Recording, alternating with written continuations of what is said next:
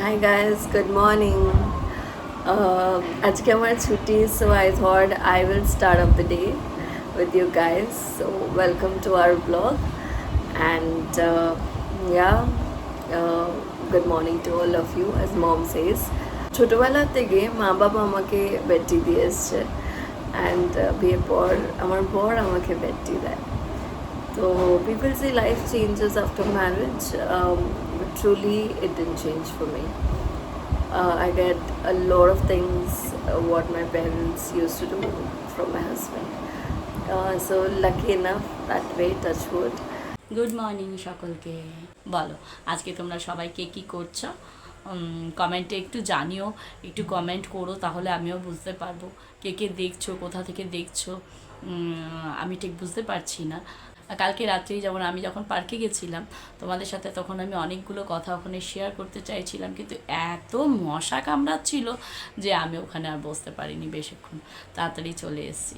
তো সেই কালকে ওই বাচ্চাদের দেখে আমার এত নিজের ছোটোবেলার কথা মনে পড়ছিল, যে এখনকার আমরা কত ছোটোবেলায় দুষ্টুমি করেছি, এর বাড়ির ফল চুরি করেছি, ওর বাড়ির ফুল চুরি করেছি, মায়ের কাছে এসে মার খেয়েছি, এমনও দিন গেছে যে খাটের তলায় লুকিয়ে থেকেছি।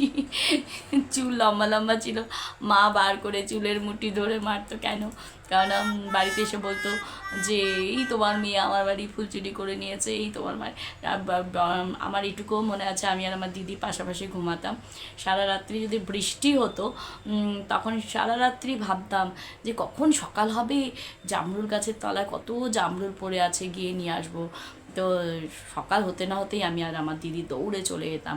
তারপরে শিউলি ফুল যখন ফুটতো, তখন শিউলি ফুল নিয়ে আসতাম, আর কি শুয়োপোকা খেয়ে আসতাম, মাকে এসে বলতাম, আর মা মারতো, আর আবার নুন ঘষে শুয়োপোকার ওই কাঁটাগুলোকে ঘষে তুলে দিত।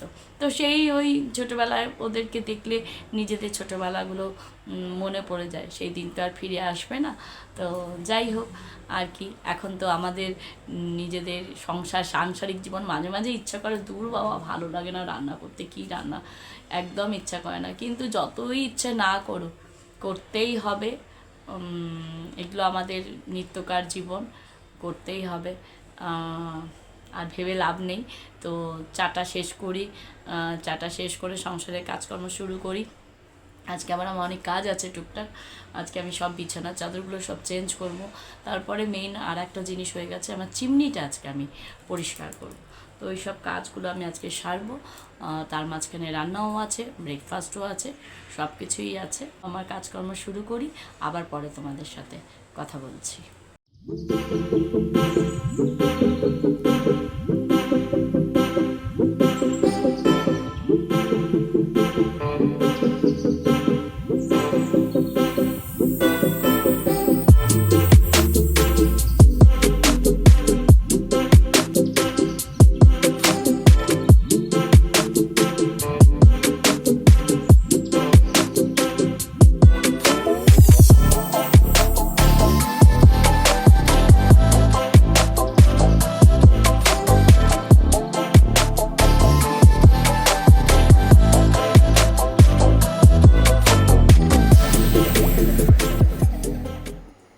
হাই গাইস, আমি আজকে শর্টকাটে রুই মাছের ঝোল করব।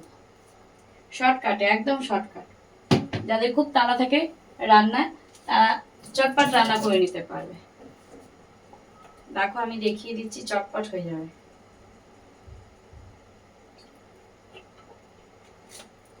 এখানে আমি আলু আর একটু সজনে ডাঁটা, আর আমি একটু পেঁপে খেতে ভালোবাসি বলে আলু পেঁপে সজনে ডাঁটা একটুখানি আমি এখানে সেদ্ধ করে আগে একটু নুন দিয়ে একটু ভাপিয়ে রেখে দিয়েছি জলে। তাহলে কড়াইতে আর সেদ্ধ করার জন্য অনেকটা জল দিয়ে ফুটিয়ে গ্যাসও নষ্ট হবে না, সময়ও বাঁচবে।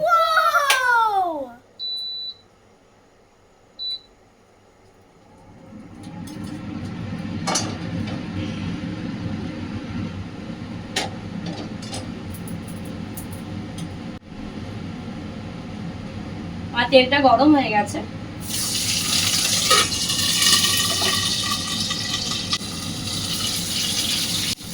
মাছের একটা পিঠ ভাজা হয়ে গেছে, আর একটা পিঠ ভেজে নিচ্ছি।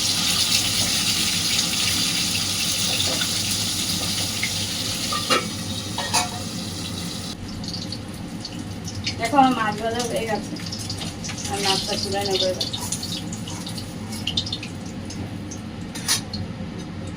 এবার আমি এর মধ্যে একটু সাদা জিরে দেবো, সাদা জিরে দিলাম,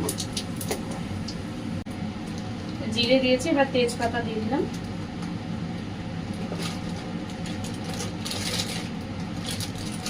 তেজপাতা দিয়ে দিলাম। এবার আমি একটু আদা বেটে রেখেছি, আদা বাটা দিয়ে দিলাম, একটু টমেটো দিয়ে দিলাম, দুটো কাঁচা লঙ্কা দিয়ে দিলাম। যে যেরকম ঝাল খাবে সেরকম, আমরা খুব একটা তেল ঝাল মশলা খাই না, শুধু কাঁচা লঙ্কা দিয়ে এখন রান্না করি। একটু কালারের জন্য একটু জাস্ট কাশ্মীরি লঙ্কার গুঁড়ো আমি দিই।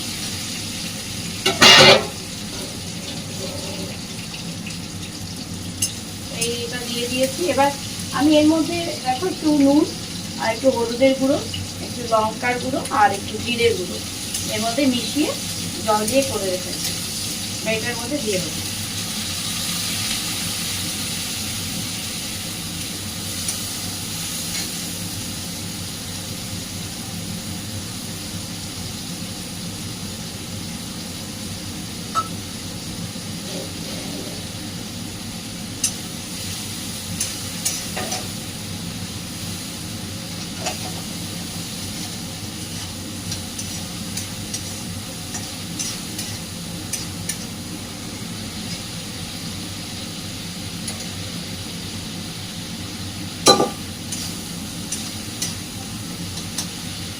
এই দেখো আমার মশলাটা প্রায় কষা হয়ে গেছে।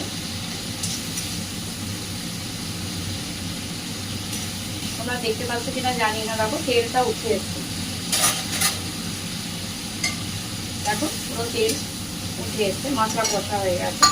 এইবার আমি কি করবো, এই যে সবজিগুলো দিয়েছিলাম না, এই সবজিগুলো এর মধ্যে ছেড়ে দেবো, সবজিগুলো ছেড়ে দেবো। খুব তাড়াতাড়ি রান্না হয়ে যায়, যারা অফিসে চাকরি করে, সময় কম, তাদের জন্য খুব ভালো।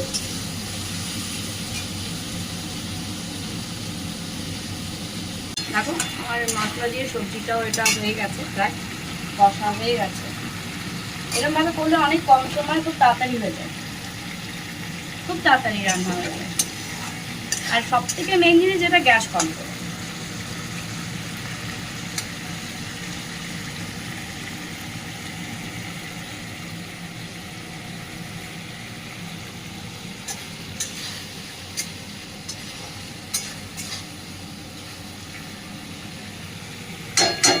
দেখো আমার মশলাটা কষে গেছে। এবার আমি ওই যে সেদ্ধ করার যে জলটা, এটা এর মধ্যে দিয়ে দিলাম। খুব ইজি প্রসেস, তাড়াতাড়ি রান্না হয়ে যায়, ব্যাস এই তো হয়ে গেল রান্না। গাইস আমার মাছের ঝোলটা ফুটে গেছে, তো আমি আবার মাছটা ছেড়ে দেবো। আমি তোমাদের আগেই বলেছি আমার সবজি সেদ্ধ করাই আছে, তো সুতরাং ওটা সেদ্ধ হওয়ার জন্য আমার অত সময় নেওয়ার কোনো দরকার নেই।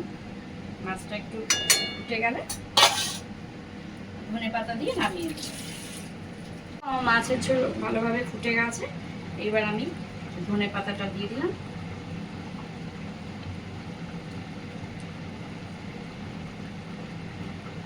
রান্নায় আমি অনেকবার বলছি যে নুন আর ঝালটা তোমরা নিজেদের মতন বুঝে দিও। আমি পুরো কাঁচা লঙ্কাই খাই, কাঁচা লঙ্কা বাটা রান্না, শুধু মাঝে মাঝে কালারের জন্য একটু কাশ্মীরি লঙ্কা গুঁড়ো দিই। দেখো আমার মাছের ঝোল কমপ্লিট। আমি এবার এটা ঢাকা দিয়ে দেবো আর গ্যাসটা বন্ধ করে দিলাম।